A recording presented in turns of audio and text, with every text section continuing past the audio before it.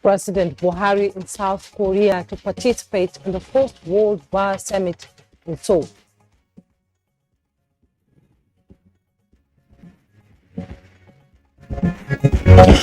Federal government evacuates over 500 stranded Nigerians from United Arab Emirates. The way they talk to you before you leave your country is very different from the one you meet there. The life there is very hard. UNDP and Borno State support resettlement of IDPs with 800 houses.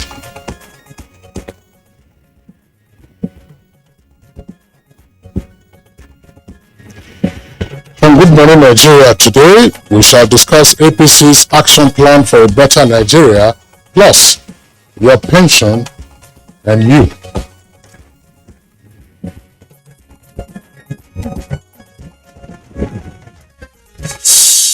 After a long wait, the All Progressives Congress Presidential Campaign Council was eventually inaugurated last Friday, and it came with the launch of the APC Action Plan for a Better Nigeria, tagged Renewed Hope 2023. Renewed Hope 2023, the action plan and manifesto of the APC for the 2023 election, is a document of 80 pages which provides insight into the vision and mission of the Tinubu and Shettima ticket for a better Nigeria across critical sectors of the Nigerian economy and national life. Indeed, Kingsley, and the manifesto spells out a multiple-point agenda that rolls out action plans in key areas, namely security, economy, agriculture, power, oil and gas, transportation, education, healthcare, digital economy, women and youth empowerment, and so much more. Of course, Juma, we all know that security has been a major challenge in the country in the last decade, and the APC, which is the governing party for over 7 years now, is promising to rejig the nation's security architecture to create what it calls anti-terrorist battalions, which will comprise special forces units of highly trained combatants that will give terrorists no hiding place in the country. Indeed, no hiding place will they have, and that is what it is, a promise waiting to be fulfilled. Now, beside measures for tackling security, the APC Action Plan also contains a roadmap for revamping the agricultural sector. And one thing that would be of interest to Nigerians is the promise by the Tinubu-Shettima ticket to introduce commodity boards, which will establish minimum prices for strategic crops such as cashew, cocoa, sesame, soya, cassava, yam, rubber, okra, palm kernels, groundnut, and a lot more. To what extent will that likely reduce growing food inflation in the country? We'll find out in the course of the program. Now, in terms of industrialization, the APC's manifesto indicates that major and minor industrial hubs will be developed in each geopolitical zone, with emphasis on the revival of the textile industries in the northwest and northeast geopolitical zones of the country. That is just one industry that holds the key to job creation. Another area that touches the heart of Nigerians has to do with housing, especially as rents are skyrocketing. The APC in its manifesto is proposing to merge all federal agencies in charge of housing to create a single housing agency that can manage a mortgage system that will be able to grant low interest rate mortgages directly, guarantee qualified mortgages issued by banks, and purchase mortgages from private sectors. The APC is also promising to review the Land Use Act in conjunction with the National Assembly and State House of Assembly in order to lower costs and delays usually associated with land allocation and acquisition, as well as to promote more efficient use of land, in its opinion. Well, the party also intends to establish and implement a new social housing policy to pave way for the poorest of the poor, including, of course, and civil servants, to climb onto the housing ladder. Now, no doubt, the Tinubu-Shettima campaign manifesto is loaded with promises which Nigerians will love to interrogate and hope they will become a reality.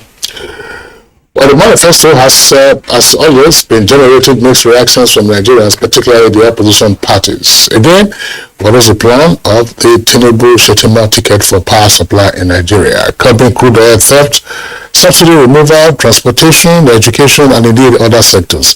These are matters, of course, we shall be taking a look at in our conversation segment. And we shall, of course, continue, Kingsley. That's right.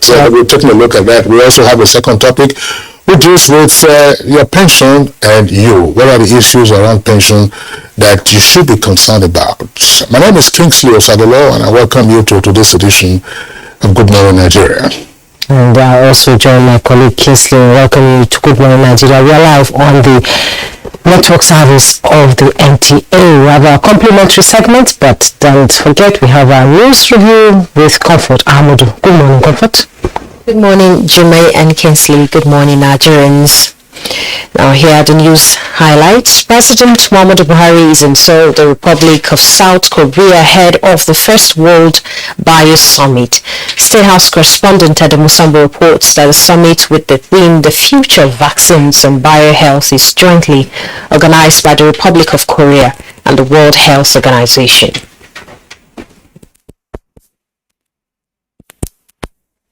You recall that when the president, I think it was through an open letter, a broadcast to Nigerians early this year, he said the country was interested in having its own vaccine, producing vaccines. So I believe that his presence at this first World Bio Summit is a continuation of that pledge that Nigeria will get involved in the process of vaccine manufacture. In China, President Xi Jinping has been elected for a third five-year term as General Secretary of the Chinese Communist Party. During the 20th Congress of the Communist Party, the Chinese president said the world needs China just as his country cannot develop without the world, adding that after more than 40 years of persistent efforts towards reform, China has gained rapid economic development and long-term social stability. The federal government has evacuated 542 stranded Nigerians in the United Arab Emirates. They arrived at Nnamdi Azikiwe International Airport, Abuja, on board Max Air Sunday morning.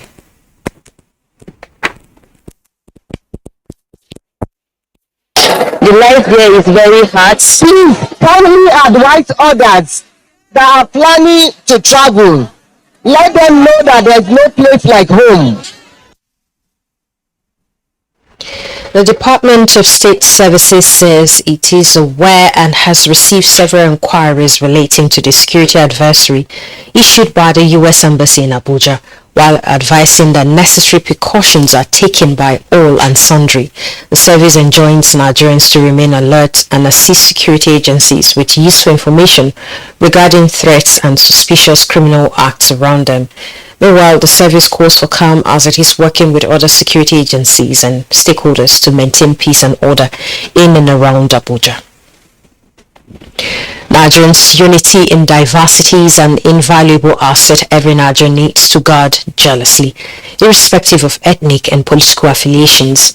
This was the position of the Secretary to the Government of the Federation, Boss Mustafa, as he harped on the need for entrepreneurial education.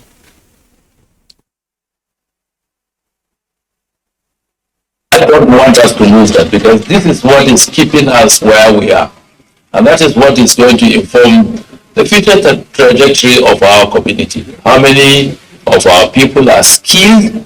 How many of our people are properly empowered for the generation of enterprise, business, and wealth? Let's talk politics now. As supporters of the All Progressives Congress presidential candidate Asiwaju Bola Ahmed Tinubu and governorship candidate in Delta State Ovie Omoagege embarked on a 1 million man march in solidarity ahead of the 2023 general elections.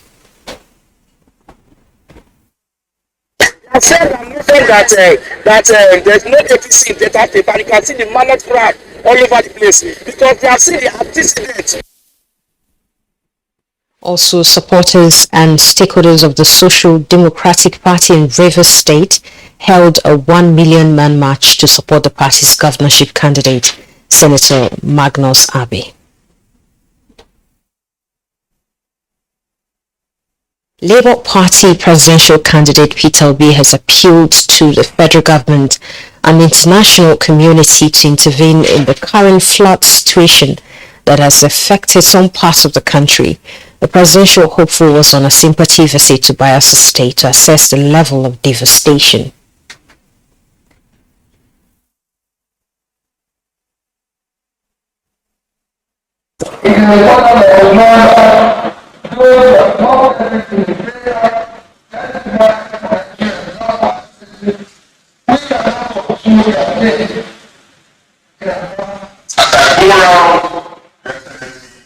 Visiting my people, I can see the light across into them. I can see the inspiration across into them. Away from that, 804 houses built in Ganaram village in Mafa local government by the United Nations Development Programme through the regional stabilization facilities in collaboration with Borno State government have been inaugurated and officially presented to the beneficiaries. The inauguration was performed by the Chief of Staff to the President, Professor Ibrahim Sulu Gambari, supported by Governor Babagana Umar Zulum and representatives of UN agencies and donor partners.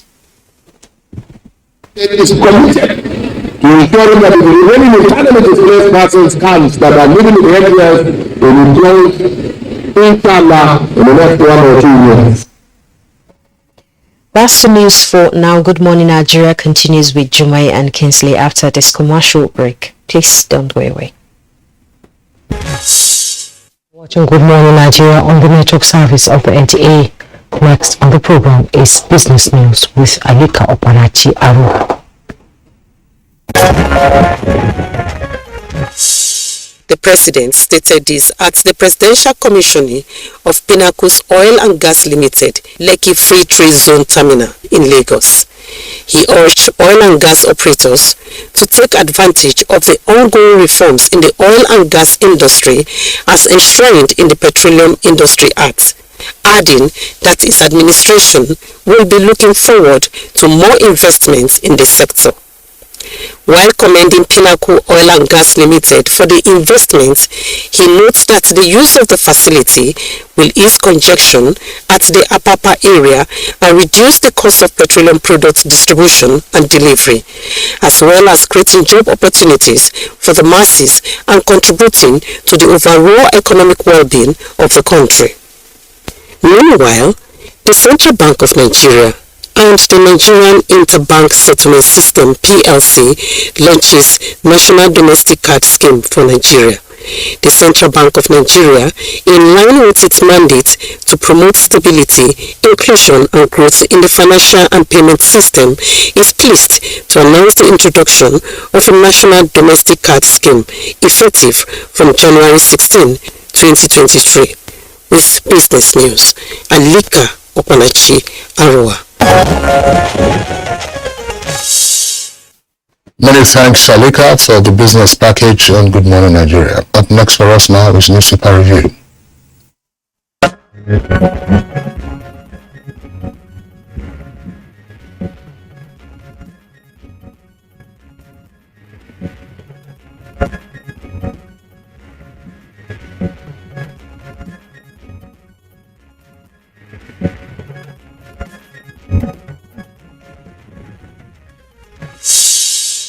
We have three newspapers with us this morning: the Sun, the Daily Trust, and the Leadership newspapers. Let's begin by taking a look at the window page of the Daily Trust newspaper. And you have, as his lead story there, NDLEA, State House, Army top list as federal government budgets 23.57 billion naira for vehicles. 22.5 billion naira voted for same item this year. 20 agencies to spend 29.32 billion naira on refreshments, sitting allowance, welfare and others. Proposal frivolous, meant to siphon funds That's according to CSO. You see the illustrations there on the front page in terms of budgetary allocations for vehicle purchase, as well as, of course, planned borrowing. The other headlines on the front page there: cooking gas price soars as NLNG cuts supply, while petrol is still scarce in Abuja after Lokoja flood. That's according to Ipman. ISWAP storms Boko Haram enclave, kills 6, seizes weapons. Terror attacks likely in Abuja. That's according to an advisory by the U.S. government to citizens resident in Nigeria. Yes, indeed. Let's go now to the Daily Sun newspaper, just by the side piece of the masthead. Terrorist planning attack on government establishments, schools, markets, hotels in Abuja. That's coming from the U.S. Embassy, advises nationals on movement. You find details on page 26. PDP will win Anambra, says Governor Okowa. 2023 polls, Atiku Tinubu fight dirty with riders. I won't rule Nigeria from Dubai as part-time president. That's coming from the APC candidate, Bola Ahmed Tinubu. I will not lie to Nigerians about my health status, replies ex-VP. And at the side piece of the picture message you see there, federal government stakeholders to audit controversial fuel consumption figures. With a rider, security grounds, Abuja black market hits 400 naira per litre. Banditry, self-defense approach yielding results, Northwest residents. You find the details on page 27. Tinubu donates 100 million naira to Kano flood victims. With a rider, Obi assesses damages in Asaba. Pray it doesn't happen again. You find details on page 27. NDLEA arrest 4 wanted kingpins over 16 tons illicit drugs in Abuja. Lagos orders, details on page 4. At the bottom plate of the Daily Sun newspaper, Constitution Review, National Assembly mobilizes presidency lower against governors, speakers. With riders, Lawan Bajabia Mila, Omar Agege may meet Buhari, order imbroglio. That's the details on page 6. Kanu Ohaneze to meet Buhari, 6 political solution. Now let's quickly go to the Leadership newspaper, and above the masthead, we are not aware of U.S. security alert to citizens. That's coming from the police. You find the details on page 37. Niger sacks 27 judicial workers for certificate racketeering. You find details on page 6. Coming down below the masthead, briefing, manufacturers lament high interest rates, seek friendly policies. You find the details on page 7. And the headlines we have in the Leadership newspaper: flood 2023 presidency in supremacy contest for Kano, Atiku, Tinubu go dirty. Flood at Leadership Twitter Spaces, NEMA 6 Local Government Disaster Management Committee. You find details on page 7. The riders to the bold headlines: I won't be a part-time president hibernating in Dubai always, APC flag bearer. NT Kano Street signpost your defeat, ex-VP fires back. We own Kano, you are just fighting in vain, NNPP tells APC, PDP. Atiku's picture missing on Rivers PDP branded vehicles. And the picture story you see there, Emir Bichi, Chairman Pinnacle Oil and Gas Nasiru Adubawo, CEO Pinnacle Oil and Gas Peter Mba, representative of President Muhammadu Buhari and Group CEO NNPC Limited Nene Kyari, and Lagos State Governor Babajide Sanwo-Olu during the inauguration of Pinnacle Oil and Gas Intake and Offtake Terminal by the President at the Lekki Free Zone Trade Zone in Lagos on Saturday. Well, that's about what we have in the papers this morning. Well, Jimmy, there are a number of interesting stories to really have a conversations around. Let's begin with the lead story for the Daily Trust newspaper. Saying NDLEA, State House, Army top list as federal government budgets 23.57 billion naira for vehicles. Now that's the latest story for the paper. And there are two issues that will come up here. There is an executive order signed by the president regarding patronizing made in Nigeria goods. And that when vehicles, for example, are available, those vehicles should be purchased from Nigerian assemblers or Nigerian manufacturers.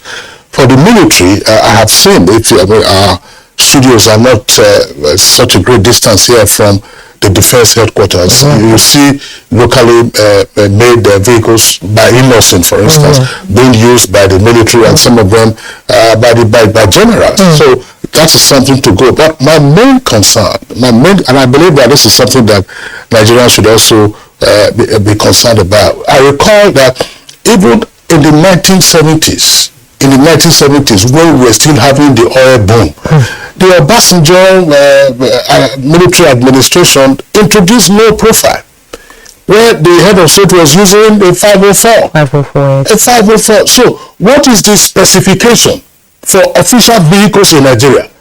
Everywhere you see all kinds of officials having luxury vehicles as official vehicles. It doesn't make sense. This is the way we spend our resources, and at the end of the day, the budgets don't deliver on the public good that the budgets are normally intended for. You spend money buying luxury vehicles, and after a couple of years, because of the way these vehicles are misused, I mean, you find that the vehicles are even unsightly, and I'm sure after a while they just bought them and they send them off virtually for scrap. So why would let's face it, some of the vehicles you see, I will name some of them, those Toyota Land Cruisers that look like trucks and so on and so forth, and the other vehicles that government officials can have, and say, look, as it were, cut your cloth according to your cloth. One of the ways that India made progress was to insist on government officials using ambassador, which was a car made in India. This was many years ago. And then people apply to use the vehicles that they manufacture. And you can be certain that there are many more Toyota SUVs in Nigeria that you can find in Japan. Yes, exactly. There are many more Range Rover cars you will find in Lagos, Abuja, and Port Harcourt that you will find in the UK. So we're just burning money, and these are wasting assets. You know? It's a sad development, and I hope that the executive order will be implemented well, because the problem in Nigeria is implementation itself. The one thing that I noticed in the leadership newspaper, Kingsley, is 3 justices who sat on Nnamdi Kanu's appeal have been transferred. I'll come to that. I'll come to that shortly. The executive order relates to patronizing made in Nigeria. What is missing, in my opinion, there is no specification as to the kind of vehicles for certain classes of government officials. Everybody just luxury car in an economy where when people want to, some of them are even bulletproof. When people want to lambaste us, they will say, "Oh, we are the capital of poverty in the world." When government is saying we want to pull out 100 million Nigerians out of poverty, and then government officials are living in opulence. Well, I mean, some person will say obscene opulence. What is the use of all these luxury vehicles you have all over the place? A vehicle will take you from point A to point B. If some of you will complain that the roads are not good, then you fix the roads. I come to that issue of the transfer of the justice. I know a lot of minutes have been read into that because the story broke over the weekend. It went viral on social media.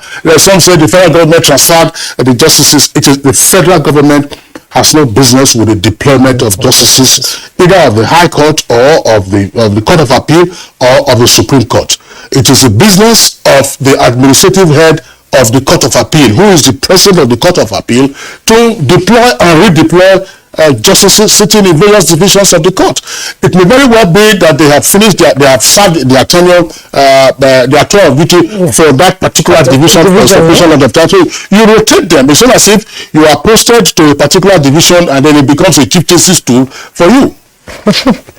And in any event, let's be realistic, in any event, the Court of Appeal division that sat on that appeal that court of appeal is already, that division is already functions official. As we say in law, the appeal is not going to come back to the same set of justices to say, come and preside over this. So they are already functions official. Another set of justices. No, if the government decides, as the government is saying, look, we are going on appeal, you climb upstairs, you go to the Supreme Court. That's what the system says. So it's not saying that, you come back again and then we work in the same justices will sit on it. They have already given their judgment, and if you are dissatisfied with it, go upstairs to the Supreme Court and decide. So sometimes, we read minutes into all kinds of developments and say, they have punished this person. Okay, I'm punishing you by sending you to Siberia where?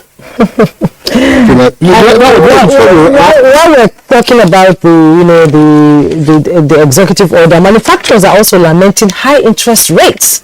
So if we are to patronize the manufacturers in Nigeria, don't you think that the price of goods will just skyrocket itself? No. How can Nigerians manage? Well, the Toyota vehicles and luxury vehicles that we are getting in this country, they are coming out from Japan or coming from South Africa. So we are giving jobs to those persons in those economies. Well, the bulk of industry is there. And everybody has lamented the high interest rates in this economy. And the central bank appears helpless. Even the NTA, that's the monetary policy rate of the central bank, some would argue, gives a fillip to the kind of high interest rates that we have in the economy. Okay, briefly, the travel and the security alert that came out yesterday, and a lot of people are sort of afraid that there may be terror attacks in Nigeria. But the police is saying they are not aware of your security. DSS says everyone be on the lookout. That's the most important thing. Don't forget the jingle that ran on NTA for many years. If you hear something or you see something, say something. I think it's important, and that's a critical thing. You and I are in the studios this morning, and everyone else, should also be on their guard. Last point, I know that we have two topics this morning. Why petrol is 6 cars in Abuja after Lokoja flood, according to Ipman. They say there has been a disruption in the supply chain. Look, I think that there's probably some distribution mafia in Abuja. You cannot understand it from time to time, even when there are supplies in other parts of the country, even around nobody stays in the in the federation. Abuja continues to suffer. And I haven't done it, that if you drive out of the city, you get fuel. Usually at a markup. So what is responsible for it? They say supply chain disruption, XYZ. Two issues very quickly to deal with. Are we saying that we have totally surrendered to vandals who were breaking up the pipelines that were supplying depots? So there are supposed to be depots in different parts of the country. So if we have given up, what is the guarantee that by the time we finish the AKK line, that is our Jakarta, Kaduna, Kano gas pipeline, now this will not also be disrupted, even though you cannot tap gas. I mean, it evaporates, but it could be disruptive of your business. That's one. Second point to also make about these so-called fuel supplies. Outside the filling station, you see hawkers selling 10 liters, you said 4,000 naira, 4,005. I bought it 3,500. Why is it that the law enforcement agencies, including the authority that took over now from DPR, why would they allow that? Years ago, if you recall, particularly in the northern part of the country, when we had hoarding and then artificial scarcity of fuel products, what happened was that at filling stations you won't get fuel, but just a few meters away, surface tanks will be dispensing fuel at a markup. So government then said, look, no surface tank anywhere within a certain determined radius of filling stations. That got rid of that. So if that worked at that time, about 10 years or so ago, why can't we also now say that, look, within a certain radius of a determined radius of a filling station, no one should be seeing hawking fuel in jerry cans. And if you are seeing hawking fuel in jerry cans, you are in for it. Because they go to the filling station to go and buy the fuel and then come out to the profiteering. I hope they'll do something about it. Buildings Authority are watching and listening. We will be my guest circle in the next few days. Well, that's it on the paper review. With our break, when we return, our conversation will begin. Do stay.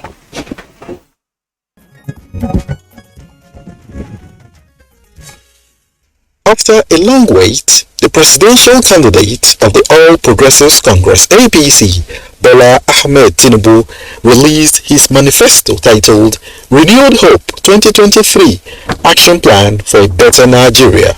The manifesto was unveiled on Friday, 21st October 2022 by President Muhammadu Buhari, who also inaugurated the equally long-awaited Presidential Campaign Council of the APC. President Buhari noted that the transition to another APC government is as vital as the 2015 victory of the party.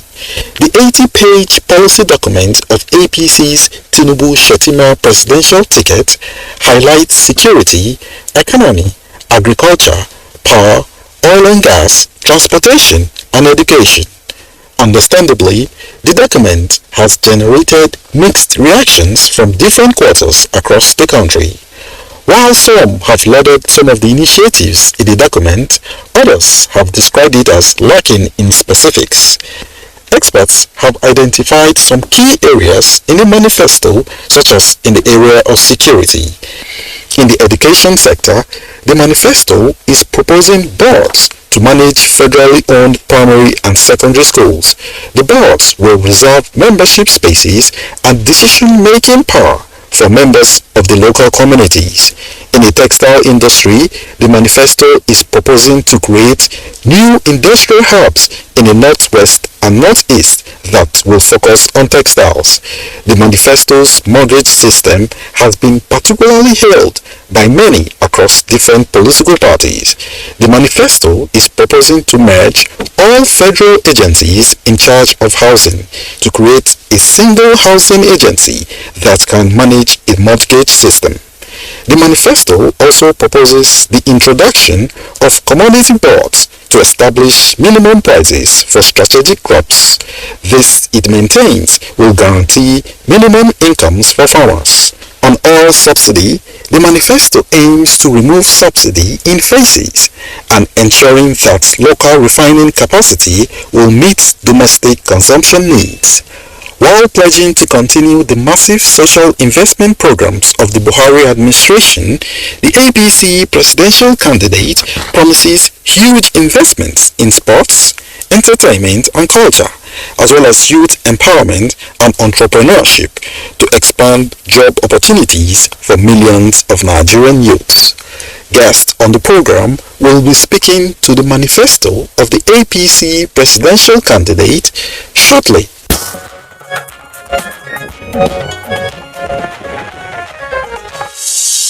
And here in the studio to do justice to the topic is members of the APC Presidential Campaign Council, beginning first with Alu Audu. It's a pleasure to have you join us. A pleasure. Good morning, Nigerians.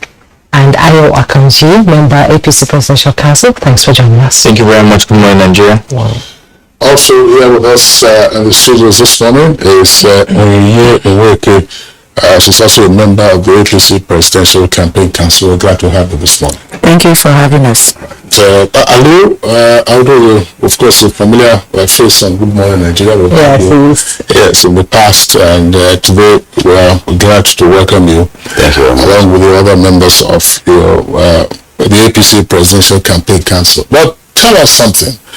What is about Renewed Hope 2023? I'm asking this question against the backdrop of what went on some months ago when the now APC presidential candidate Bola Ahmed Tinubu did say that the spirit of Hope 93 was upon us. I mean, they used us then as a program for the APC, and we all know Hope 93 was the Abiola campaign slogan, and the annulment of that election, of course, threw the country into a political tailspin. But there are certain similarities. I mean, MK Abiola was from the southwest, and then his running mate Babagana Kilibi was from the northeast, particularly also from Borno. So we keep hearing Renewed Hope 2023. What does that mean? Are you harking back nearly 30 years on to Hope 93, where the country's dynamics have been altered, some would say rather dramatically? All right. I equally note the resemblance to the 1993 slang like you said, but I think the renewed hope here, it's actually speaking to the hope the APC sold to Nigerians upon our formation 9 years ago in 2013. If you look at our original manifesto as a party, tagged a new party for a new Nigeria, where, I mean, this is like a pro-Marx version of that one. What we've done with that, it's we've added metrics, timelines, KPIs, upon which those promises will be realized and how they can be measured. I mean, one thing Ashwaju has done with this campaign has shown that those who are worried about his age have no business worried. I mean, it's shown that just like fine wine, he gets better with years. I mean, we similar promises we made when we came in, but we've had 7 years plus in government. We have experience. We have knowledge of details. When you look at the manifesto, the good part of it is the specifics to how we intend to do what we want to do, and the assurance, the confidence of it. I mean, I understand the concern of certain people who think there's a bit of audacity in the manifesto, but I think it's a bullish approach to progressive, socialism. It's like the liberal socialist economy. That's exactly what Ashwaju is putting together with this, where we do not think that a certain area, a certain sector of the Nigerian population should be catered to at the expense of the generality. This is where he is selling to the Nigerians that we all have to take responsibility. The government will take responsibility by creating equal opportunity for all, everyone who is ready to be gainfully engaged, employed, will be that, so that you own your community, you are responsible to your community. There is no way we are able to build the Nigeria of our dream if the government is not responsible for the people. In return, when the government is responsible for the people, in return, the people will understand the need to protect infrastructures of government, protect the country itself, promote the country, knowing that whatever they do, they are not doing for people in governance, they are doing for themselves. Inside this campaign, he's talked about how he is going to reduce amounts spent on governance, spent on people in government. When we push so much, there is no reason, there's no need capping our budget on our expected revenue from oil.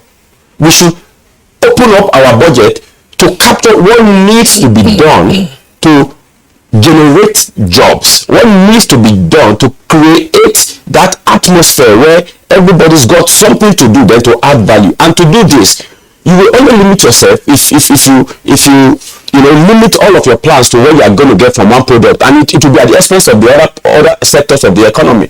And this is exactly what it is. Like, it's hope we sowed when we came in as a party. A lot of people didn't understand that. So you understand that some of us young people in the party, like we've always said, we came into this party because we saw people like President Muhammadu Buhari.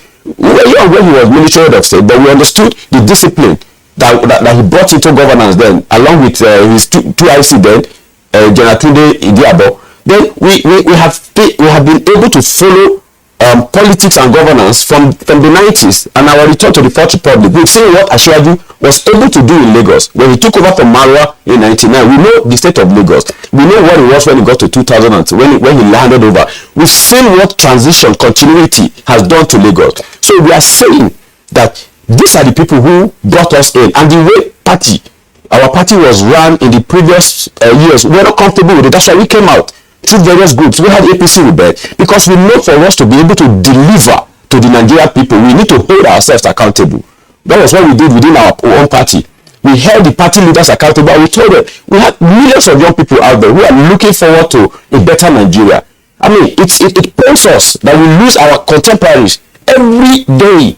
Every young man wants to leave this country. The country is full of potentials, yet people are jumping. They don't want to go outside the country. They only go there because they think there's a source of they will have access to better life. What this has done is to renew hope that Nigeria will take its place among nations and will lead Africa. I'm even more particularly impressed with the way he has planned Nigeria, especially in the ECOWAS community, to take responsibility as the senior brother of the ECOWAS, reach out to the rest. He mentioned G5 in Africa, where you have great countries in Africa with strong economy, talking to the world and telling them, you don't tell us what we should do in Africa. We will look at Africa. This is our country. the world is our home.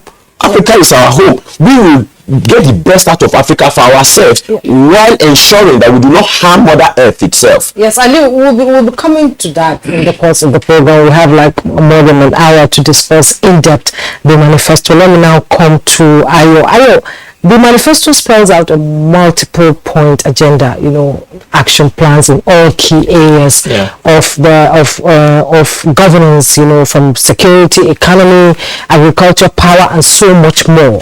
Some experts are saying, isn't this too ambitious?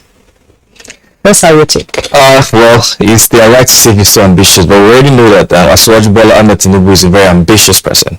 He's one who has done.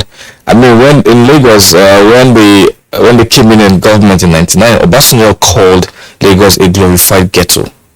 That's how the state of anarchy was in Lagos, and we saw how he was able to marshal the blueprints.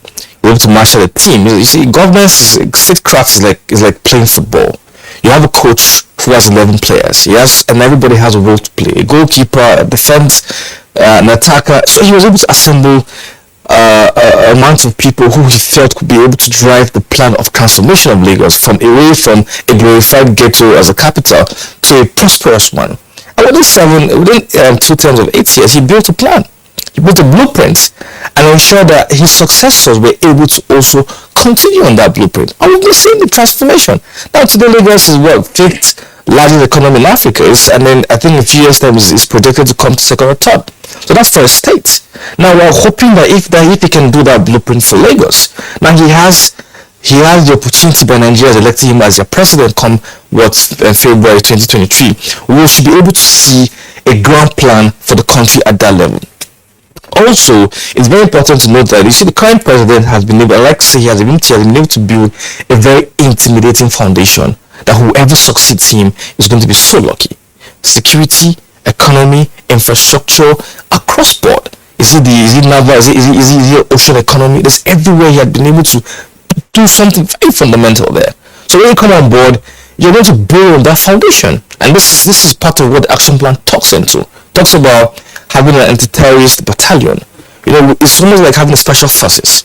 Now you're going to reject that. It's talking about retraining and training our service people. It's talking about getting more equipment. We know what happened in the past. We didn't have access to governors to buy weapons. We had to be working through machineries. But now we have the government way of purchasing armor for armed forces. And what's the difference? We had the Tucano that came on board, and it's not just that, it also was the transparency in this engagement.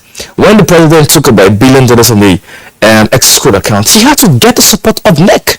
But in the past, we saw how people were sharing our national patrimony as a bazaar, as it was a king. They say, you take this, and that was all. We didn't say anything. We also hear terms like tactical maneuver. Like this way, we have a very formidable armed forces in this country, and we can see that if they are well equipped, if they are well trained, we don't need to have any machinery. And this is what the action plan is talking about. We're going to equip our people. We're going to look around. We're going to form a unit that's going to take care of critical national infrastructure, which is very, very important. So no one goes there and destroy them. And this I think it was a few months ago at the Federal Executive Council, the Minister of Police brought a memo to the FEC, talk about how they can rejig our moribund communication infrastructure across the entire country. During the last administration, they worked on some, but I think Borno couldn't have one because of insecurity there. These are part of what he's talking about. So when he talks about saying he's going to continue from the policy of the government, there are very lovely things the government has done. What you doing before that is probably you sharpen the sharpener again, make it sharper, and then Nigerians will be the ones to talk into it and enjoy and see the capacity and the impact of this thing moving the country forward. Thank you, Ayo Akonji and Aliu Audu. Thanks for the initial comments that you have made, but it's also useful when we're having conversations of this nature because, as you said, you were young when President Buhari, then Major General Buhari, was military head of state, and we had why. So you can hark back to that experience.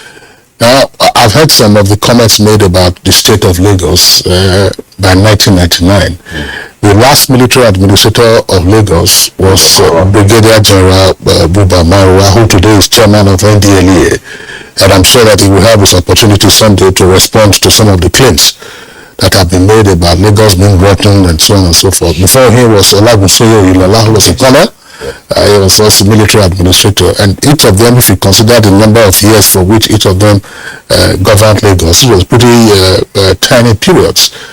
Michael Totola, of course, was then was executive governor from 92 until 1993, and of course Jakonde was for 4 years, and the signature is all over the place. So I think that for the benefit of those who are listening to us, so that they can have this background, as I said, Marwa is not here, and I don't think he has made any response as to whether Lagos was rotten and so on and so forth. But back again to Renewed Hope 2023.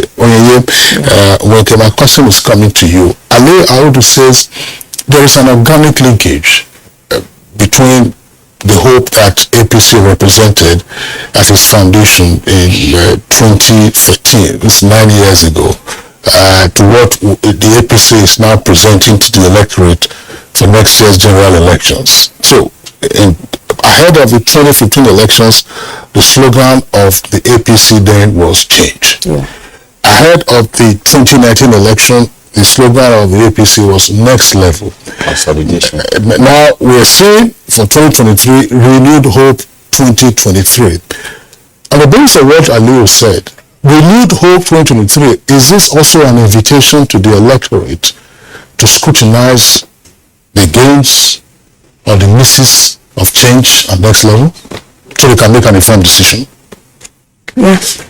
Thanks for having us. Just like my colleague had said, and you mentioned that our party, APC, when we came on board, we started with change. We preached the message change.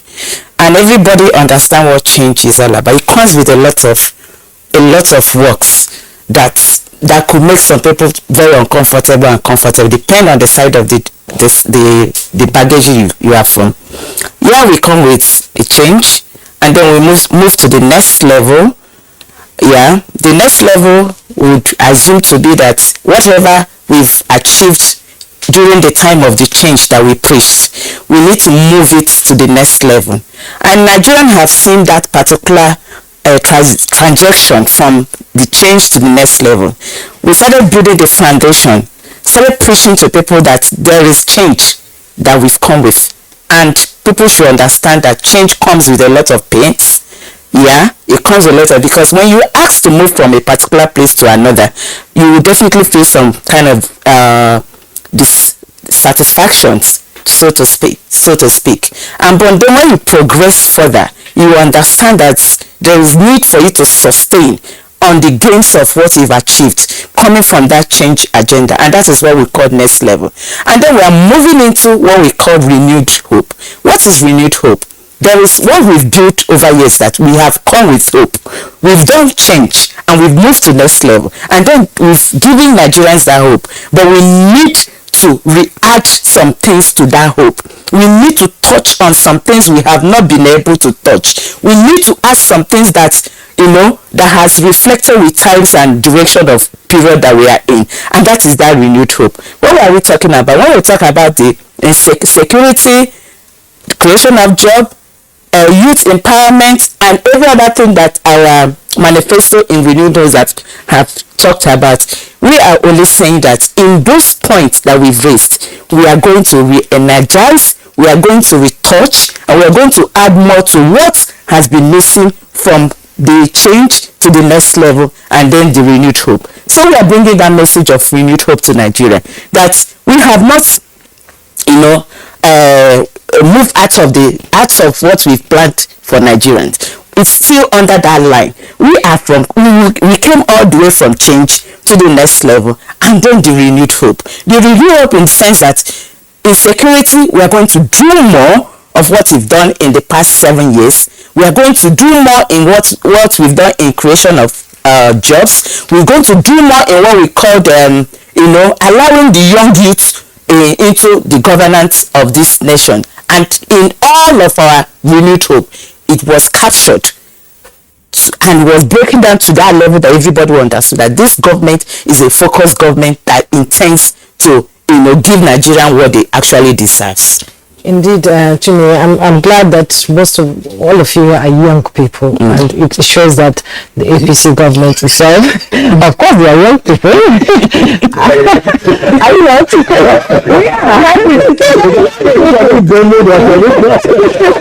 Well, this is the vote now. The vote, so they are young people who are the future of the party. It's a good thing that you're here. And at the launch of the manifesto, the APC candidate Bola Ahmed Tinubu said that if voted into office, you hit the ground running. It's not just about the roadmap being it's all about prosperity. It should serve as a notice to Nigerians also. What does that mean, Ali? Okay, just to build on what she said a bit earlier about the connection between now. There's been talks in certain quarters about how APC came together to deceive Nigeria. They even accuse us of give us a new timing of all promises cancelled.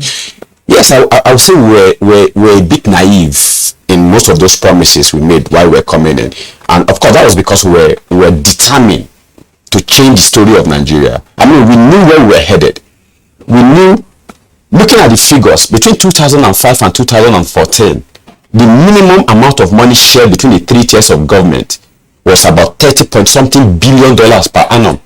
That was the minimum. The highest been about 75 billion, I think, in 2010 and 60-something in 2011.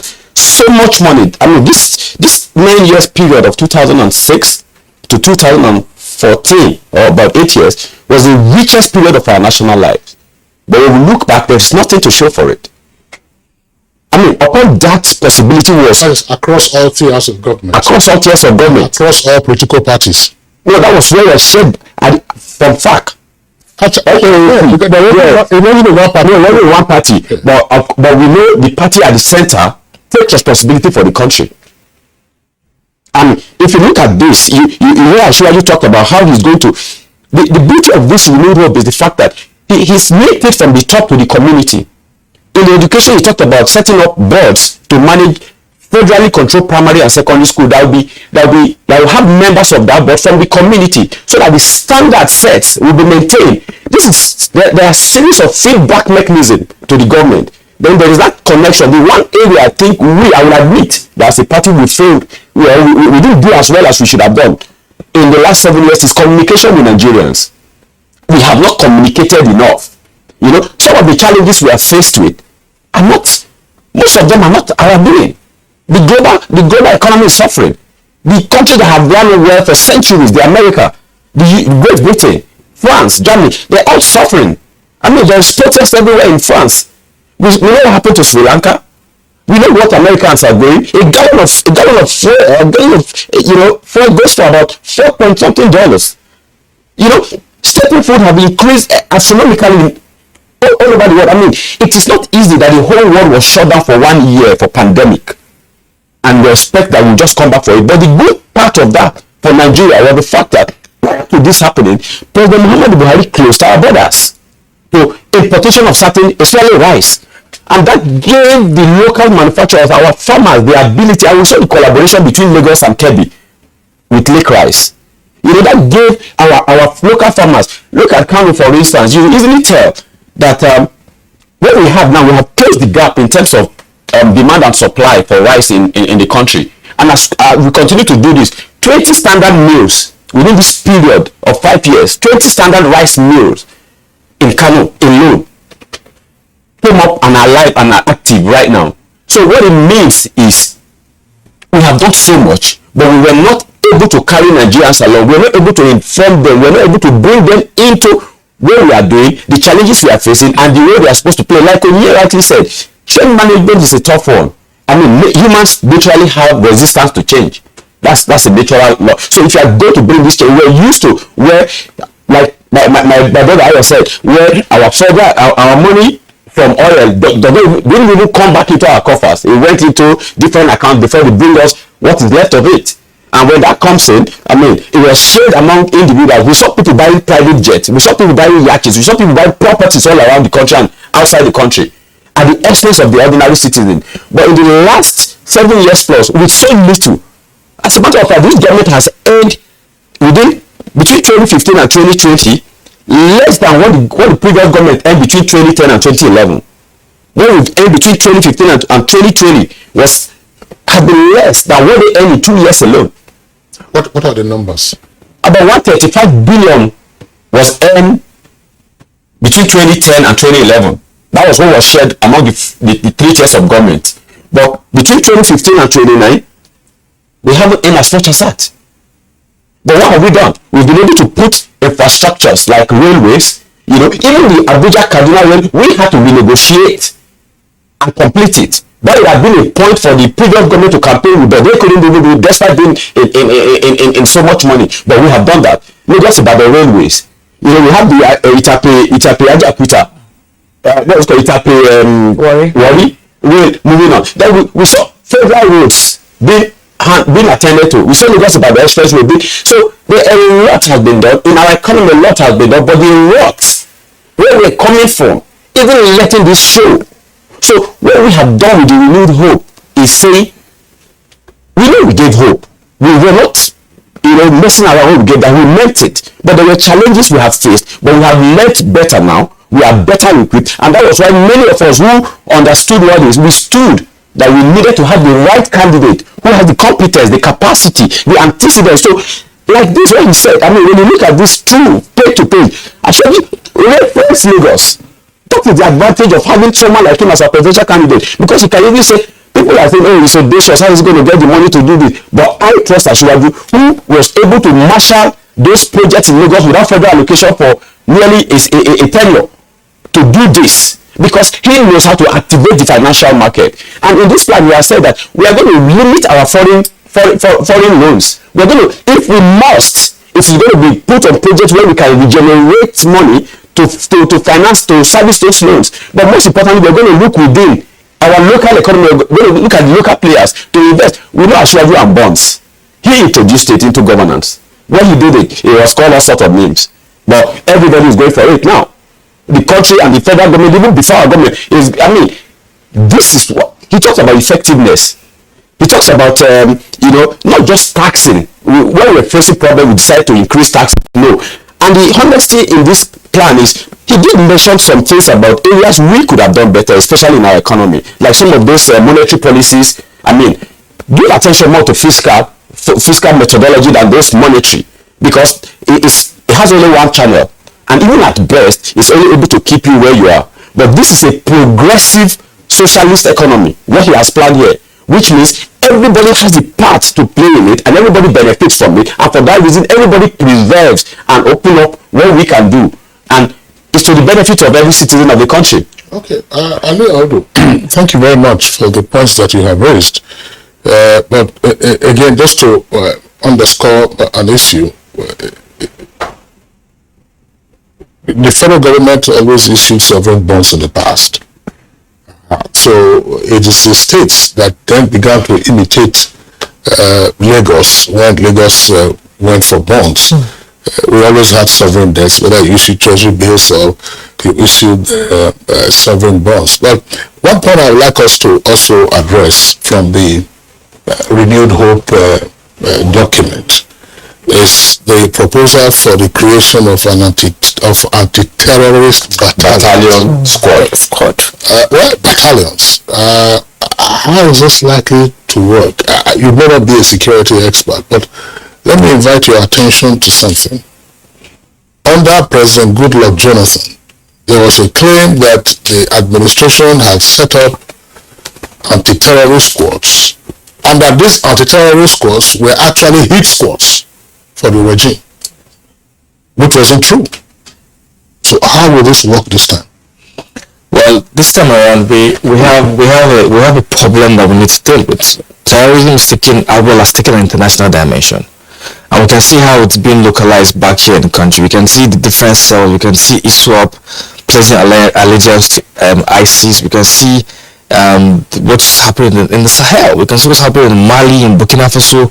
So I'm saying that we need to have a dedicated battalion of well-trained personnel who are very much equipped to deal with this head-on. And that already had commenced with, among us, armed forces, the armed forces of Nigeria. You found out that every component of the armed forces the Nigerian Army had a Special Forces Battalion. The Air Force also had the same thing too.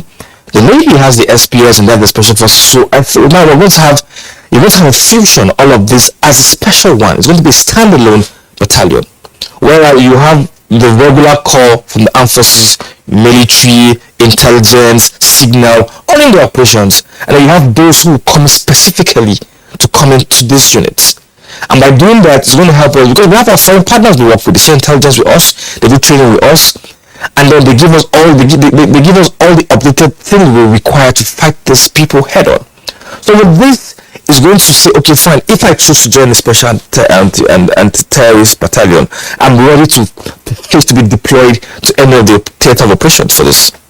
Not whereby you have someone who's in the regular corps who's pushed to the northeast. That's not where he wants to be, but he has to go there because you need to have personnel to go and fight there. But now you have special personnel who are, and they are ready. They go and get intensive training across the entire country, and if they have to get foreign training, they get that. And when they come in here, they come in ready with the best practices of how to deal with this blood suckers around and degrade them to the best level we can. So this is forward thinking. This is the renewed hope. So the renewed hope as a policy action plan is, like you were saying, is a transition. God said change. Then Nigeria could not continue the way the country was at 2015. We had to change the government then. 4 years came on board, the change was done. Now let's take it to the next level. 4 years ago, we saw what's happening when the late chief of staff to the president, may God bless him. So we knew the amount of work this man put in to ensure that governance was run properly. I'll set some examples. We had a sovereign wealth fund, and then he created the Presidential Infrastructure Development Fund to say, okay, fine, there are critical infrastructure that we need to fund. Now we can't really stand and say we want to rely on the budgetary allocations to deal with this. Let's create sovereign wealth fund with a special purpose vehicle. Now let's put funds in these accounts with this agency and then drive this project. And that's why Second Nigeria Bridge that was in the past just on the drawing board. Every year they just come there as a campaign slogan to get our brothers vote from there, and it ends there. It's completed today. Lagos Abuja Road is also completed today. Thanks to that. Lagos Abuja railway. No, railway. The road is will be completed very soon. You said road. Yes. Lagos Abuja. Yes. No, I don't think so. It's not completed. It's ongoing. I mean, it's a lot of you said Lagos Ibadan. Lagos Ibadan Expressway. Excuse me. Thank you. No, sorry. Lagos Ibadan. Thanks for that. Lagos Ibadan Expressway. Yeah. It's been completed. The railway lines have been completed. It's about to be completed. They have about 6 kilometers. And before the year ends, it's going to be completed. Hopefully. So we've seen this is an ambitious project. We used to import fertilizer. We saw the deal we did with Morocco. From having 3 fertilizer blending plants, we have almost 40 something right now today. And this has been able to crash, well, I won't say entirely crash the price, but this has been able to make available the product to our farmers. And in turn, we've seen how that's happened with food security. When the world shut down for COVID, if not that our farmers were well equipped, we'll have been in trouble. And we heard about rice mills in Thailand. They were shutting down because Nigerians no more buying from them. Benin Republic, culturally, the economy was just dependent on import into Nigeria. You can see how country. So this is the difference. I know I went the river, and then security-wise, now we saw what happened. The president came on board, and this is the most important part I like to talk about. He said, he brought in his personal integrity into his deal. We can't be working with agents to get deals. Let's work with government to government. We saw what happened when we couldn't buy weapons. We had to go and be working with machineries. As we were that time, they said they found about $500 million in private jets just because we're desperate. How can a government be desperate to that level? We brought sanity to the system. The president went out and it became the same Leahy Act. It's our human rights was poor, so they also weapons to us. We made the shit out of the Obama government. Trump came on board, we continued with it, and what happened? We got the weapons.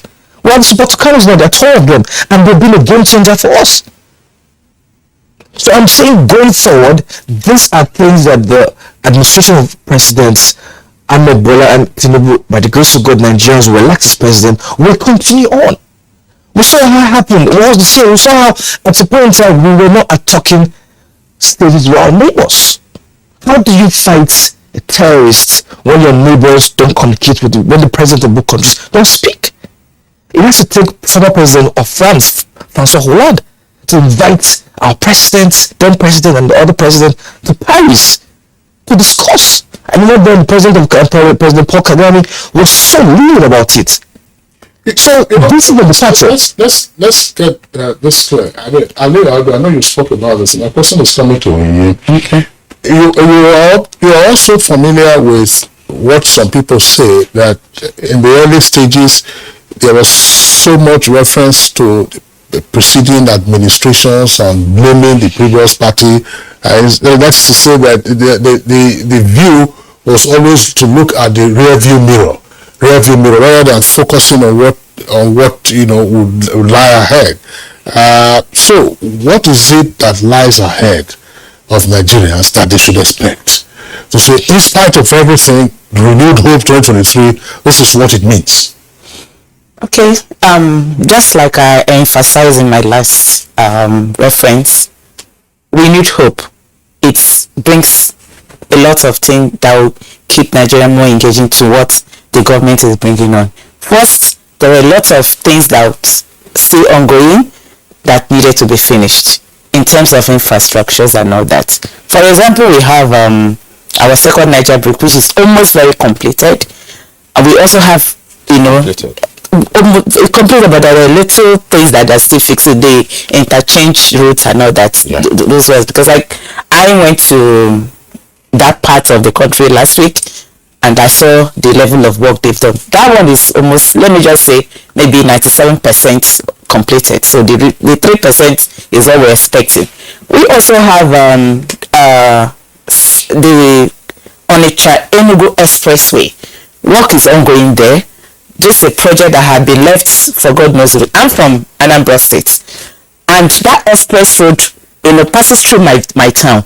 At a point, to be frank, and this is what I need Nigerians to understand, one part of that road was totally given, like you would literally think it was a bush, like a farmland where people but that's as an express road. But coming to this, when this government came on board, Nigerians said that, that particular place that almost looks like a farmland is actually a road. And to walk from Onitsha to Oka now has been completely done with. And that passes through my town too. And it has continued up to getting to Enugu. So most of those things Nigerians have been able to see that change, came with to next level. Renewed hope is going to finish it up and add more to expectations of Nigeria. That's what renewed hope is all about. That's what renewed hope is all about. Yeah. The manifesto, you're a woman, I'm a woman. I can't, this conversation cannot go without talking about the women and youth who constitute a larger part of Nigeria's population. President Buhari said he was going to take 100 million Nigerians out of poverty, and I'm sure most of them constitute women and youths. This manifesto has talked about encouraging and empowering women and youths. What is going to be different this time around?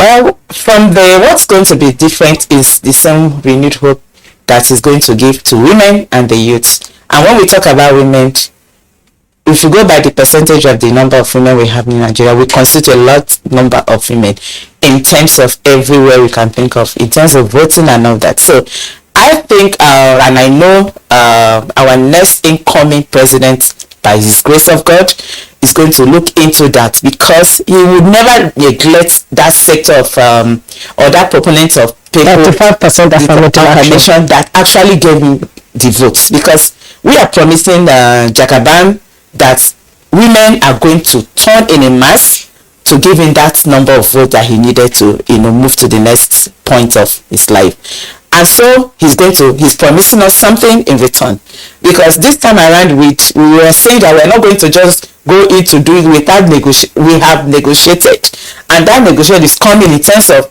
empowering our children to get to their desired hope.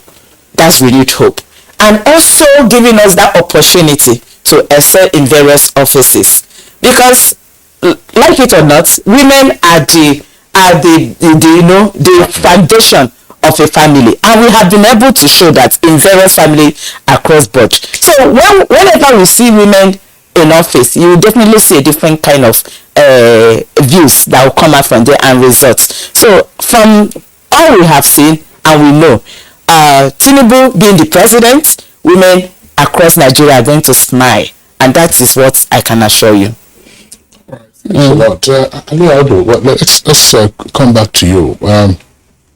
The country, amongst other experiences right now, is grappling with a debt burden. What is the proposal in the Tinubu Manifesto to deal with this current debt crisis? Because if you look at our debt servicing obligation against the backdrop of what we have used the funds for and then the earnings, there are challenges for tiers of government, but particularly the federal government. What is the Tinubu response to the debt burden? Okay, a quick one to add to what my sister Onye said. If you look at the policy document, Asiwaju did say, I like how Asiwaju takes responsibility. That's in his characteristic manner. Take responsibility for his promises and his plan. This is more or less like an Asiwaju pact with citizens. You know, this he apart from undersigning the forward and the document itself, when you read through, he said a Tinubu administration will do this, a Tinubu government will do this. He is personalizing it, so he said, you know, I'm the shorty. He's showing the promises here, and he's using his antecedents in Lagos as basis for giving you that assurance. For women, he has equally talked about the 35% inclusion, and he went ahead and said the government is going to encourage the private sector to do same. You know, in terms of involvement of, he's promised us, the young people. I mean, what we were hoping for with our APC rebirth movement at the beginning was 50% inclusion for people under 50 years in the cabinet. He has promised us 10 now, you know, between ages of 18 to 19. But I am confident that with the 84% of the total registered voters being 49 and below, we're going to give him an unprecedented numbers at the polls that will be daily for him to want to add to the numbers he has promised us. Then on the issue of debt, you know, he did mention something about our economy. I don't think our debt is too much. What our problem is that we have not been able, we've been so conservative in approach. You know, we've just been, we look at how we can take care of the same set of people we've been taking care of. You know, what he's saying is, we have the potential in human capital, natural resources, the technical know-how. You know, we are going to expand our economy in such a way. He based his GDP projection, which is very modest in my opinion, on the 440 billion US dollar of the World Bank rating of our GDP as at 2021. And right now where we are at 484 billion. That means we have grown, even in a difficult situation, we have grown our GDP by 10%. So he has projected the next 5 years year-on-year growth on 10%. So we expect that in the next 5 years, you know, we should be at about 700 and something billion US dollar. What that gives us is the GDP to debt ratio, you know, goes up. And he is saying we are going to reduce our foreign debt. We are going to limit our foreign debt to places that generate the funds. We are going to do PPP, we are going to do BOT, we are going to do all sorts of partnership with the private sector to ensure that infrastructure. He talks about the national highway plan. He said the road transportation account for 90% of our transportation by the record we have on ground. Right now, they are not as safe as they should be. They are not as comfortable as they should be. They are not as cheap as they should be. We are going to have to invest in this. And he talked about we are going to open up roads to farmlands. You know, he's going to get in touch with local government officials. He made sure and the state government to ensure that our farmers in the village, you know, have access to their road. Part of the plan, he talked about healthy pipe-borne water, that by the end of this decade, no one in Nigeria should live more than, you know, 5 minutes walk from potable drinking water. And he equally said by the end of that, by 2027, 2025, 2027, no one in Nigeria should live more than 30 minutes walk to a primary healthcare center. You know, by the time we do this, Nigerians will enthrone. Great plans, Aliu. Great plans. Very interesting. Very interesting, Juma. But I want to throw this in so that the policy planners of the Tinubu team, he can also begin to see how they might realize that goal. The challenge with access to potable water is less a problem of the federal government than that of the subnational entities. Exactly, yes. The business of the federal government is to provide bulk water. On many occasions, we've had seated where Ayo is seated now. The Honorable Minister of water resources, Engineer Suleiman Adamu, and he's talked about the frustrations that he tends to face. Federal government provides bulk water. The challenge is for state governments to tap from there and reticulate the cities. Yeah. So is that what Tinubu is trying to do, that he will now be doing reticulation? No, what he has said here is, Tinubu understands how to get people to do something. And this is why I have so much trust in him. I mean, for instance, I remember vividly the Orile, I think that was it, Orile Gomu, one of those roads that were supposed to be constructed back then. There was communal crisis. I mean, there was resistance from the people. There was supposed to be a tree, there was supposed to be an idol worshiping center where they could not sell it to create roads and all of that.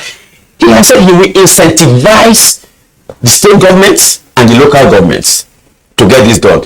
Let's go back to how Orile Gomu. No, I'm not very concerned. Anyway, fine, your geography is... I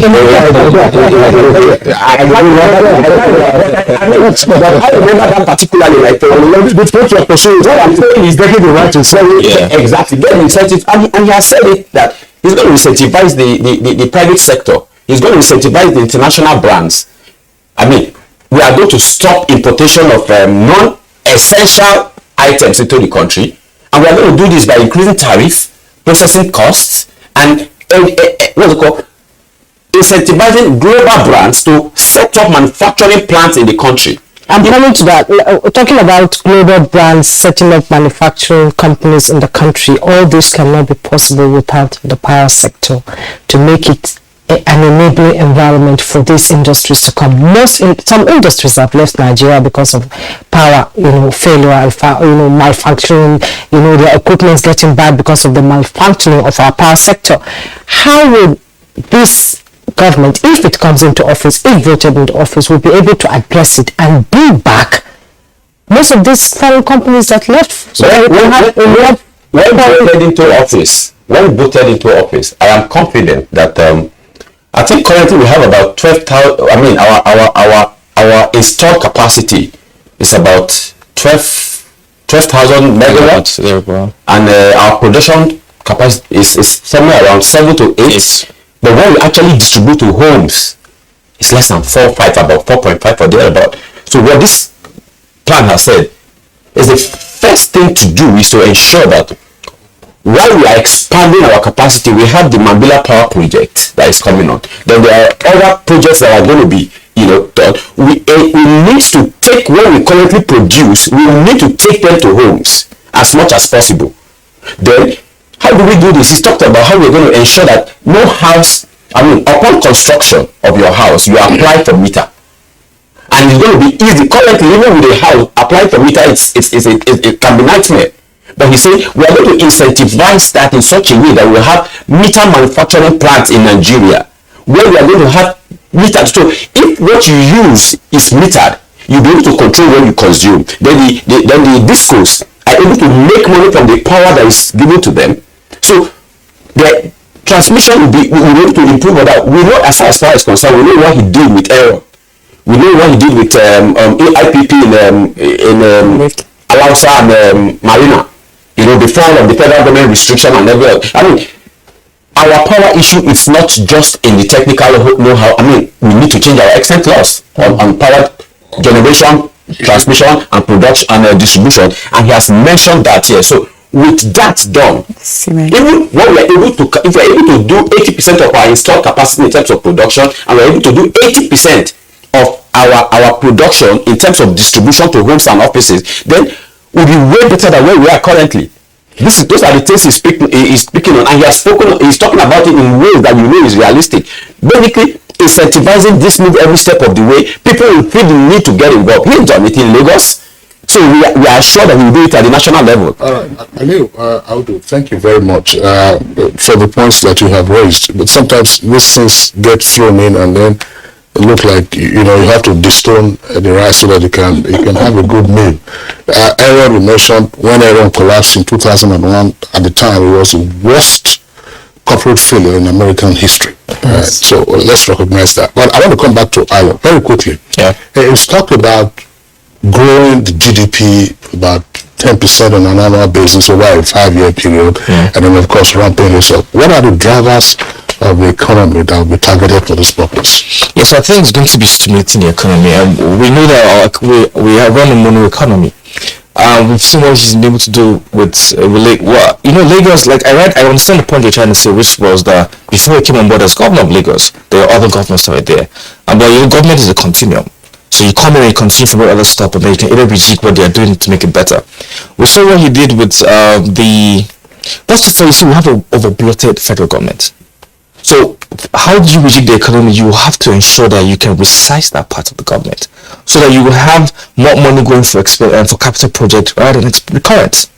So you said we're going to block leakages. He did in Lagos, came in, that's where you have the Alpha Beta company that came in to run an audit. And then they were able to get a lot of ghost workers off it.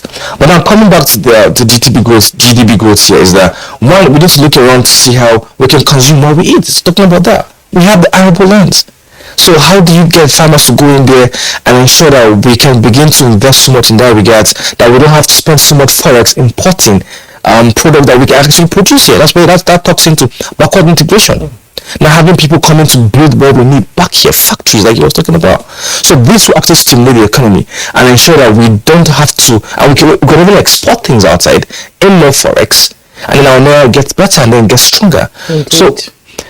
So liquid blockages, looking around other subsectors that can actually generate funds for the country in the commodities. And you see, he talked about something very ambitious, saying that if we had gotten our act right, the war between Russia and Ukraine now will have been so much forex for us, like happened during the Gulf War within Iraq and Kuwait. Well, exactly. And Nigerians will have to wait to see if this APC government is voted in the power to see the implementation of all these manifestos we've talked about and breaking grounds for better Nigeria. And indeed, one other thing we need to take away is that his vice presidential candidate, Kashim Shettima, is also an awesome fellow. Absolutely. Running a state like Borno for 8 years under insurgency and bringing out so much. I believe a team like that will be able to implement a manifesto that Nigerians will enjoy. Thank you so much for coming. Thank you very much. Ayo Akanji is a member of the APC Presidential Campaign Council. Thank you so much for coming to Nigeria. And the lady in the house, Onireke, she's a member of the APC Presidential Campaign Council too. Thank you so much for your contribution. Thanks for having us. And Audu, it's been a pleasure having you. Thank you so much. Thanks for having me. On this topic, we have another topic coming up, but right after this break. Do stay. You're watching Good Morning Nigeria, and we're still live on the network service of the Nigerian Television Authority. We earlier indicated that we're having a second topic, which is on your pension and you. To discuss that, we're being joined from our Lagos Network Center by Jide Alo, is Head Investment Management at Stanbic IBTC Pension Managers.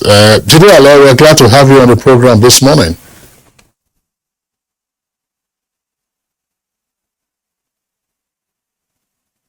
Managers. We're glad to have you on the... Good morning, Nigeria, and thank you very much for having me. Let's begin. Just clear this for us, because it appears that doubts are being cast on the contributory pension system that ordinarily was supposed to provide tremendous relief to pensioners against the previous pension system that we had. It looks like those who are participants in the contributory pension scheme have difficulties even drawing down on their pensions when they do qualify. What are the issues around pensions these days before we get into some of the things that IBTC is doing?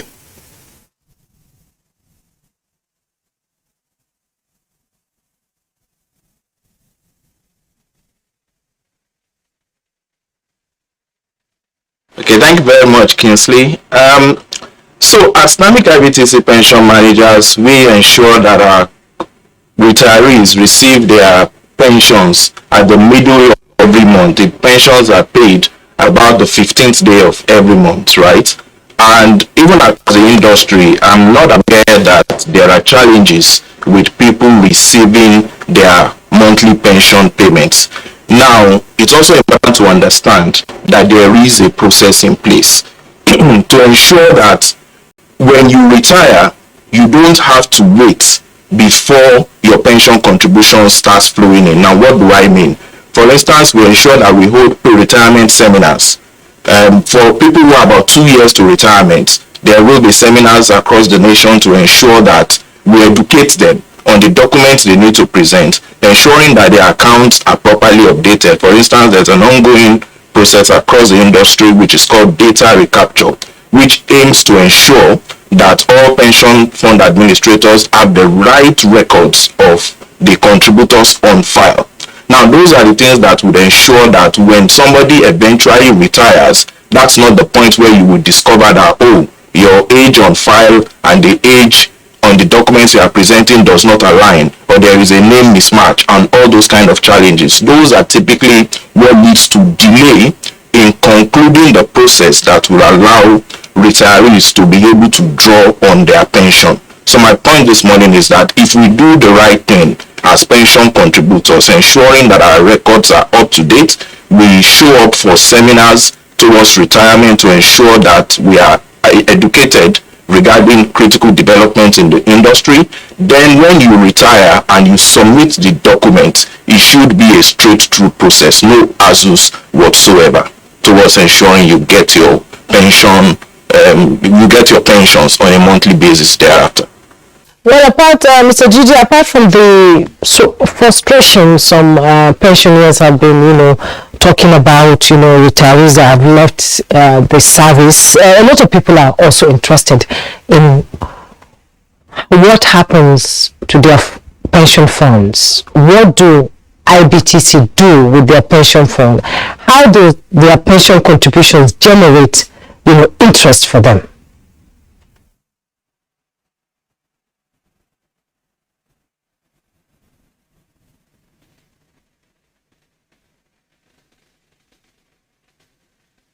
Now that's a very interesting question. So the way pension funds are managed is that as Islamic IBTC pension managers, we have a robust process in place from the point where the contributions are paid in by the employers towards ensuring that we record the data correctly and our contributors' accounts are properly reconciled at all times. So for instance, sometimes your employer makes a transfer into your account, maybe they didn't put the right employment details or something, the contribution may not flow through. So we have a process to quickly identify those inconsistencies, and then we engage the employers to ensure that they regularize and provide the proper data to enable us to capture those contributions. Now, once the contributions are properly captured, the next thing is now, how do we manage the funds? As Islamic IBTC pension managers, our goal is to see our clients retire well. Now, for them to be able to retire well, that means that we have to ensure that we manage the assets in a way that generates competitive long-term returns. Now, that involves ensuring that when we are introducing assets into the portfolio, we scope the risk of those assets properly. So safety is a critical pillar in our investment decision.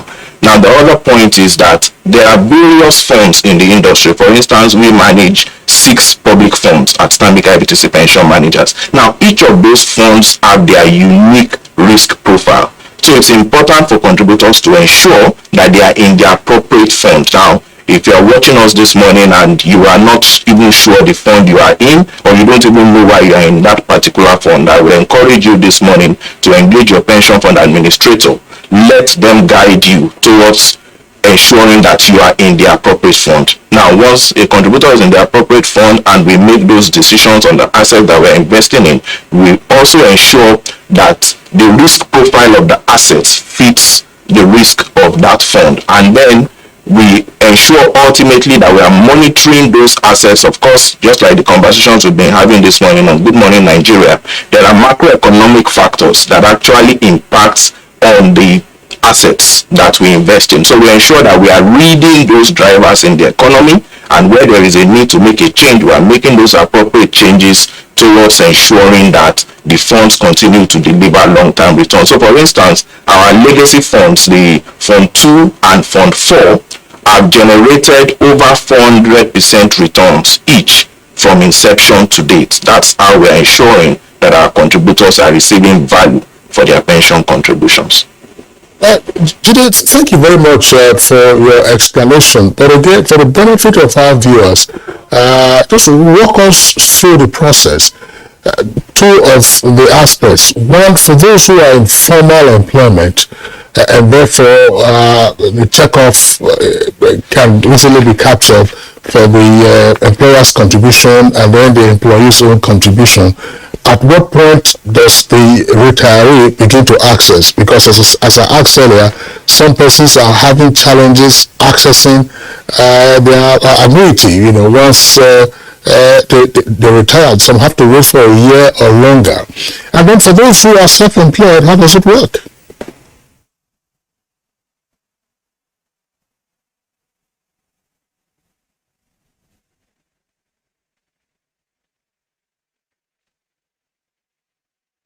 Thank you. So I'll pick the self-employed first. That's very easy.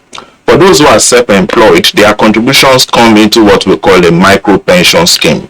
Now, the micro pension scheme is such that it has more flexibilities around it. By that, I mean every contribution that comes in, 60% of it goes into your retirement benefit, while 40% is available for a withdrawal after 90 days from that point when you made that contribution.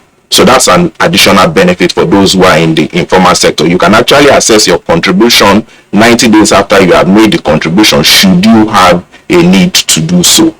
Now, for those who are in formal employment, the standard age is that once you are 50 years and above, you can access your pension balance. Now, for you to access it, are basically those two things. Is either you have met the minimum age requirement, or you are accessing your pension because you have been out of job for over 4 months. For those who are out of job, after 4 months, you are required to present appropriate documentation, which would include your notice of retirement, your notice of resignation, or if the person was fired by the employer, you provide those documents, and then we apply to the pension commission, and you will be able to access up to 25% of your balance in your RSA account only once in a lifetime. Once you access that 25%, you then need to wait till you meet the minimum age for retirees for you to be able to access the balance. So that's basically, those are the two things. Now, what I said earlier is that at the point of retirement, people tend to wait until they retire before they now start asking, okay, what do I actually need to access my funds? You shouldn't do that. As Stanbic IBTC pension managers, we engage our clients very actively. And for those who are close to retirement, from the point where it's 2 years to retirement, you will start receiving communication from us to say, we're inviting you to a pre-retirement seminar, because life after retirement is completely different. So even beyond pension, we want to ensure that our clients actually have the right information regarding what to expect upon retirement, those basic changes in their lifestyle, how to plan towards it. So we have all of those engagements with them, and more importantly, as part of that process, we then provide a list of the documents required for you to access your pension. And once you provide those documents, your accessing your pension should be very, very easy.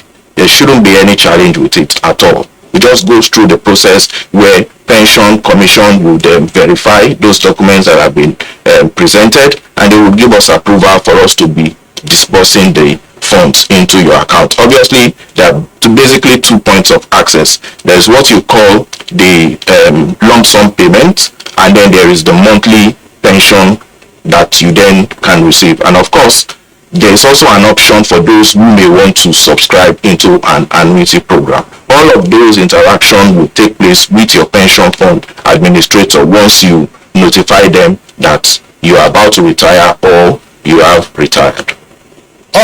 Julia, please clarify this again for our viewers, because these are some of the complaints that we hear.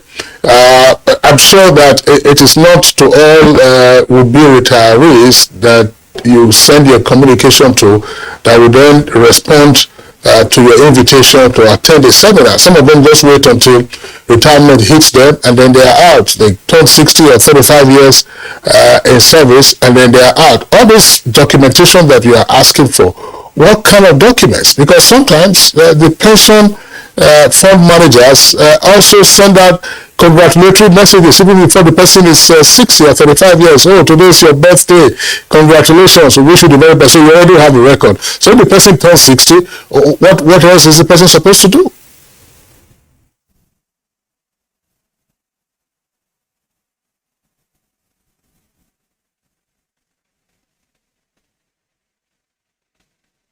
Okay, so that's an interesting question. Essentially, in fact, what is going on in the industry today to avoid these challenges is what we call data recapture. Now, the process of data recapture is that process where we are syncing the identity of each pension contributor with the National Identity Management System, right? And of course, in that portal, all the important information would already be captured. Your full name to ensure that it's properly written, your date of birth to avoid the kind of inconsistency that you alluded to, details of your employment, all of those things are already properly captured. So if you go through that data recapture process, then getting into retirement should be very easy because that is the point where the data is properly synced. So rather than listing documents right now, I think that is what we need to encourage contributors to do. Go through that process of data recapture. How do you go through the process? Reach out to your pension fund administrator at Stanbic IBTC. If you visit our website, which is stanbicibtcpension.com, you would find the list of documents that you need towards retirement in terms of a checklist. But more importantly, you would also find a link that you can use for data recapture. You can initiate the process right from your desk in your office or in your home. You initiate the process and it's at the final stage where you then just need to do thumb printing. That's when you will need to visit any of our locations across the nation. Mr. Jide, we hear about, in the news about, government planning on using pension fund, which has got a lot of pensioners or would-be pensioners worried. So what exactly does this mean and how does it affect the pension fund owners themselves?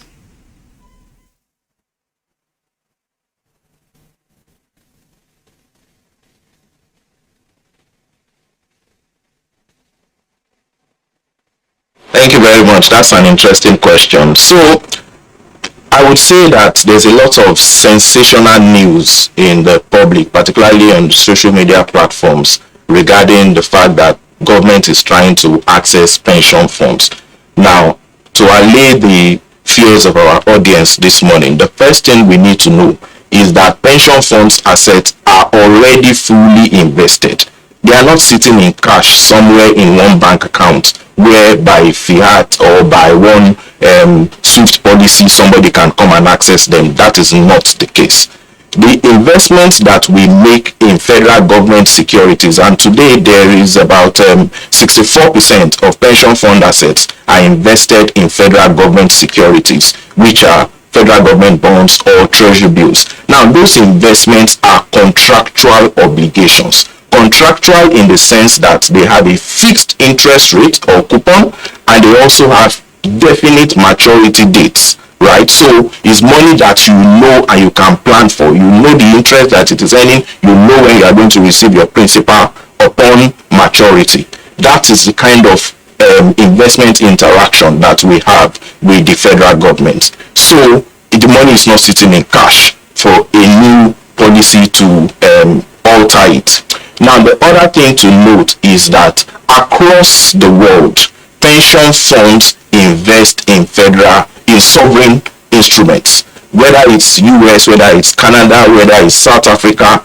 Pension funds typically have somewhere between 50 to 70% of their funds invested in federal government. And the reason it is so is because the sovereign instruments are supposed to be the safest assets that pension funds can invest in. That's why it is so. Now, what is it that we are really looking forward to as pension fund operators? as part of the conversation we've had on Good Morning Nigeria today, there is a significant deficit in our infrastructure across the nation, whether it's road, whether it's bridges, whether it's hospital. I'm sure we all agree that there is a need for significant investment in that regard. So what pension fund administrators are doing, working with the National Pension Commission and critical stakeholders in the private sector, is to come up with appropriate vehicles that will allow us to deploy pension fund assets to finance this critical infrastructure, which obviously done right would help in increasing the quality of life and standard of living for Nigerians. It will help us in ensuring that we fix the infrastructure gap. More importantly, it would also ensure that pension funds can now invest in assets that are long-term in nature and can generate predictable returns. So ultimately, it's a win-win for all the stakeholders. Hence, our audience, you should not be apprehensive. There is nothing like government is trying to take over pension fund assets. That's not true. The interaction that pension funds are having with federal government are voluntary. We invest in those assets voluntarily, and we invest in line with the return expectations that we have for the funds that we manage. What's your advice to anyone who is already working but doesn't have a pension plan because he or she doesn't believe in the pension system?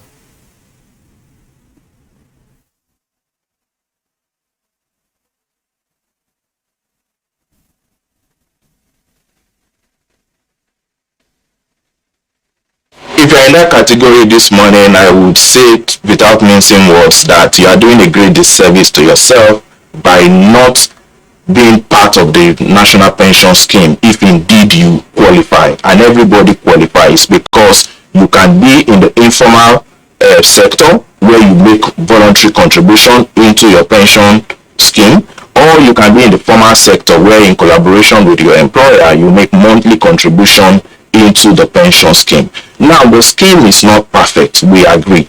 However, it is the best that we have in country for a proper structured retirement plan, which everybody needs, given the fact that we also know that the social gap or the social safety net for the nation is still very, very fragile. So you have to take responsibility for your own old age by ensuring that you are in a pension scheme that is actively being contributed into. And if you are not in that right now, I mean, a few benefits maybe I can get you across the line this morning. Every contribution that comes into your pension fund account actually benefits from tax savings, somewhere between 15 and 20 to 25%, depending on the tax bracket that you find yourself. Secondly, the funds that come into your pension fund, for instance, can now be used as mortgage. You can use it as contribution towards a mortgage up to 25% of your pension fund assets. So why are you not in it? If you would like to sign on today, I'd like to encourage you, reach out to Stanbic IBTC Pension Managers. You can contact us at stanbicibtcpension.com. You can call us on 012716000. You can send a mail to pensionsolution@stanbicibtc.com, and we will be glad to support you and provide you with relevant information to get you signed up into the National Pension Scheme. Mr. Jide Ayo, Head Investment Management, Stanbic IBTC Pension Management, thank you so much for coming on Good Morning Nigeria. Let's take our sports now.